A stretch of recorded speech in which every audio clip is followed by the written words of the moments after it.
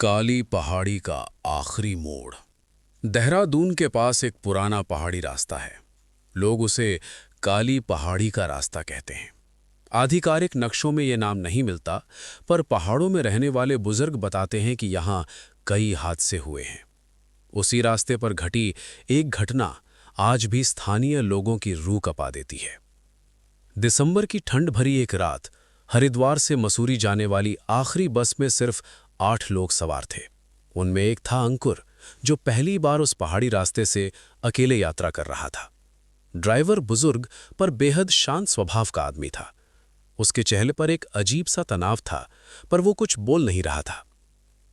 रात लगभग 11 बज रहे थे और बस धीरे धीरे ऊंचाई चढ़ रही थी। बाहर घना कोहरा था, इतना घना कि हेडलाइट की रोशनी सिर्फ कुछ फीट तक ही जाती थी। बस एक तीखा मोड़ मुड़ी ही थी कि सड़क के किनारे एक औरत दिखाई दी। सफेद सूट, भीगी हुई बालों की लटें और नंगे पैर। ड्राइवर ने तुरंत बस की रफ्तार कम कर दी, पर जैसे ही वो उसे पास से निकालने लगा, औरत ने धीरे से बस की ओर देखा।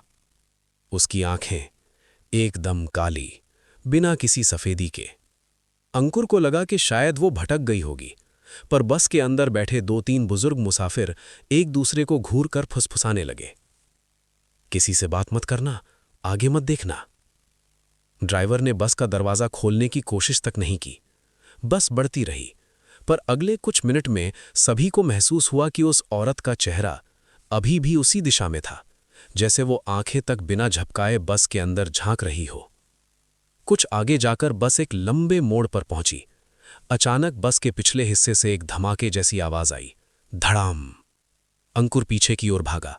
उसने देखा एक खाली सीट धंस कर नीचे बैठ गई थी, जैसे किसी ने जोर से उस पर झपट कर बैठने की कोशिश की हो, पर वहां कोई था ही नहीं।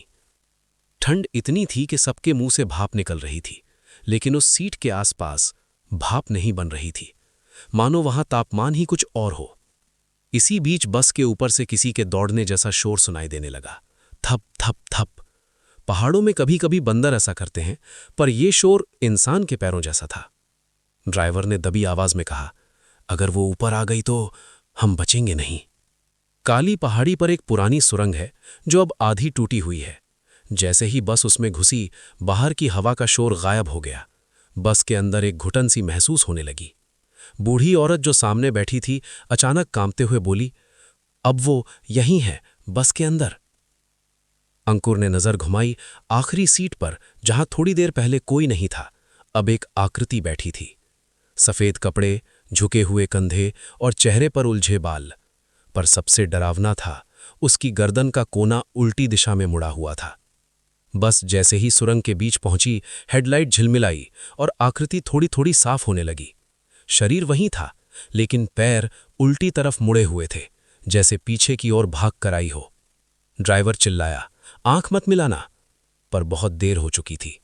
अंकुर की नजर उसके चेहरे से टकरा गई। एकदम सूनी काली आंखें, बिना पुतली के, एकदम खाली। वो आकृति अचानक सीट से उठी और धीरे धीरे बस के बीचों बीच चलने लगी। पैर जमीन पर नहीं लग रहे थे, बस कुछ इंच ऊपर। सुरंग खत्म होने से ठीक पहले अचानक बस तीखे मोड़ पर फिसलने लगी। ड्राइवर ने पूरी ताकत लगा दी, लेकिन बस नियंत्रण से बाहर हो रही थी। वही आकृति बस के सबसे आगे आ चुकी थी। उसने मुड़ी हुई गर्दन को सीधा किया। ट्रक! ऐसी आवाज के बस में बैठे सभी चीख पड़े।